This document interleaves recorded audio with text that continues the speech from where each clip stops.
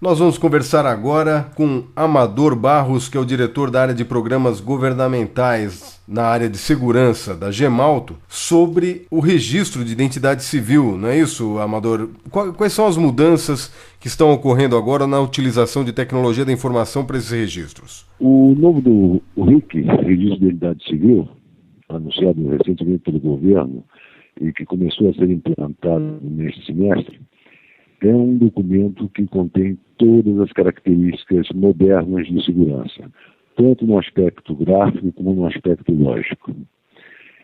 Por trás desse sistema que está iniciando a ser implementado, existe também toda uma infraestrutura onde o cidadão passa a ter a garantia de que o documento é dele e somente dele, é uno. Por exemplo, hoje as pessoas podem tirar uma carteira de identidade em cada estado, porque não há uma comunicação entre os estados. A responsabilidade pela emissão e controle das carteiras de identidade é dos institutos de identificação de cada estado do Brasil. Então, a pessoa pode chegar a ter 27 carteiras de identidade. O que passa a ocorrer com o novo documento? A pessoa é cadastrada pelo Instituto de Identificação, suas informações, filiação, data de nascimento, bem como as impressões digitais, são arquivadas no sistema desse Instituto de Identificação e também encaminhadas a um órgão centralizador, que é a Polícia Federal, através do Instituto Nacional de Identificação em Brasília. O Instituto recebe as informações, vai checar no banco de dados se já, para esse cidadão já foi emitido algum RIC em algum estado do Brasil. Se já houver sido emitido um, ele não autoriza a emissão desse novo documento.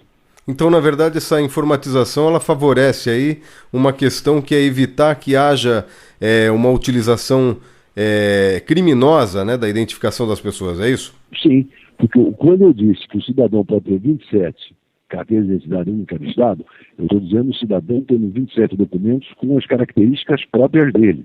Mas, da mesma forma, existem aqueles que fraudam e conseguem tirar 5, 8, 15 identidades diferentes com os dados diferentes também. A partir de agora, com o novo documento a ser implementado, que está sendo implementado, todo o controle é feito através da biometria, da impressão digital, que é uma de cada pessoa. No RIC vão existir 2 chips. Um deles vai manter arquivado a fotografia, a assinatura e a biometria dessa pessoa. A identificação dela vai se fazer através da impressão digital. Ela não vai precisar utilizar um código PIN, como se fala, como a senha bancária, 4 dígitos ou 6 dígitos. Não. Ele vai validar o documento dele através da impressão digital.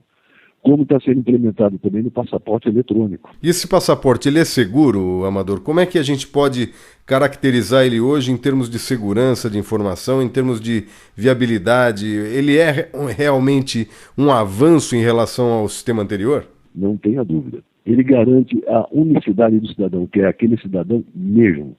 Porque a impressão digital não tem como você adulterá-la, não tem como você modificá-la. A assinatura é passível ainda disso, mas não a impressão digital. E todo o controle hoje está se baseando nisso. Inclusive para sistemas de acesso a empresas, hoje uma das features mais comuns é através da impressão digital. Você vê, por exemplo, ao chegar no exterior, nos Estados Unidos, toda identificação é através da impressão digital. Está arquivado no chip, esses dados tem a fotografia, tem a assinatura e tem a impressão digital. Agora, esses dados que são armazenados, né, sobre as pessoas, eles passam a ser também armazenados de uma forma mais segura? Existe algum risco de uma utilização, por exemplo, dos dados das pessoas que já morreram para um uso criminoso, por exemplo? Não, não existe. Hoje há uma obrigatoriedade dos cartórios de registro de pessoas civis informarem os nascimentos, informarem os falecimentos, comunicarem ao governo. E aí são bloqueados e dado baixa nesse sistema, daqueles que já faleceram, por exemplo. E isso daí mantém atualizado o cadastro. O que ocorre é que o Brasil é um país muito grande, são 200 milhões de pessoas, 27 estados, e era compartilhado por cada estado somente. Não havia troca de informações. Com esse novo sistema implementado, cada estado terá seu banco de dados guardado, sem acesso controlado, e uma centralização com o governo federal. É um sistema ampliado do que ocorre hoje com a carteira de motorista.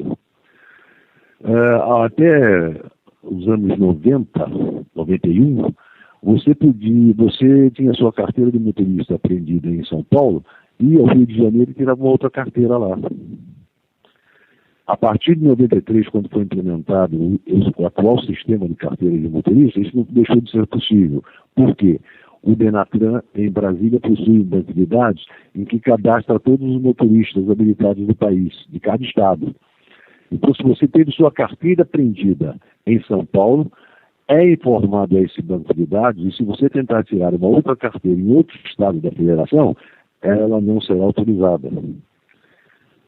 É evidente que nós estamos falando de um número muito menor de motoristas, se comparado com a população do país. Então você multiplica por 5 ou 6 esse banco de dados que existe hoje de motoristas, você vai ter a população do Brasil. É isso que se pretende fazer. Você ter efetivamente o controle de todas as pessoas, você saber quem é quem, você ter a certeza da identificação. Agora, Amador, essa oportunidade agora de modernização do sistema de identificação das pessoas não seria uma boa oportunidade, né, para que também se fizesse uma unificação dos documentos, do tipo você ter um número só que sirva como CPF, como carteira de motorista, um número que te identifique como cidadão brasileiro e dentro desse número caracterize todas as suas habilitações ali. Não é possível fazer isso? Ele tende a ter isso no futuro.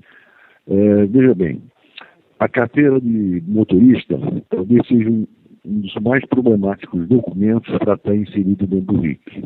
Porque o RIC passa a constituir a identidade do cidadão brasileiro. Como identidade do cidadão brasileiro, é dele do momento que nasce até o momento que ele morre. Mesmo que amanhã ele cometa algum crime e seja detido, a identidade, o RIC continua sendo dele, esse documento continua sendo dele e não pode ser retornado. Já a carteira de motorista, se estiver inserido nesse documento, poderá ocorrer um problema. A pessoa cometeu uma infração essa que é passível da pressão da carteira de motorista. Mas se ela está inserida dentro do RIC, como proceder? Quanto aos demais documentos, há uma ideia. Como eu mencionei, você tem 2 chips nesse novo documento.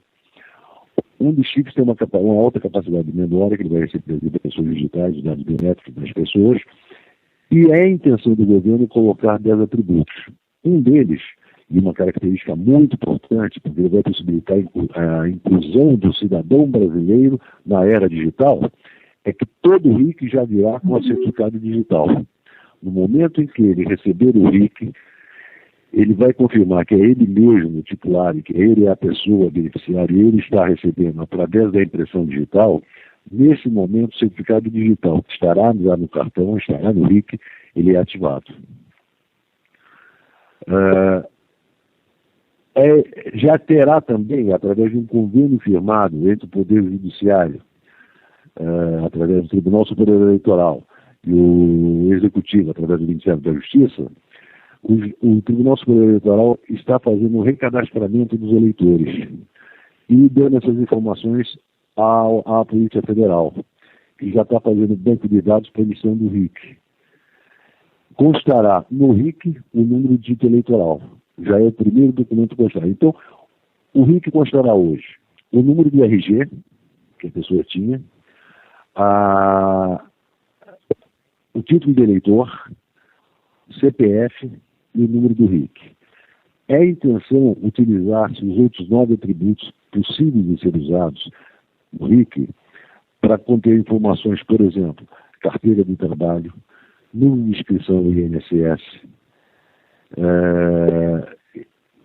controle do fundo de garantia do trabalhador, PIS-PASEP, talvez até o cartão do Sistema Único de Saúde, o cartão do SUS. Esses atributos todos se cogitam de se colocar, mas será ao longo do prazo. Se for esperar coordenar esses diversos órgãos com diversos sistemas que hoje não se conversam para a implementação, irá levar muito tempo. Então está se dando um start, se começando, e vão se agregar esses atributos que são grandes benefícios ao cidadão. É como você mesmo mencionou, você vai agregar num documento uma gama de outros documentos, facilitando a vida do cidadão. Gostaria de agradecer aqui a participação do Amador Barros, que é da Gemalto, e falou sobre aí a identificação digital, né, das pessoas, que está começando a ser introduzida no Brasil e que deve apresentar aí uns avanços importantes para toda a sociedade. Edson Perim, TI para Negócios.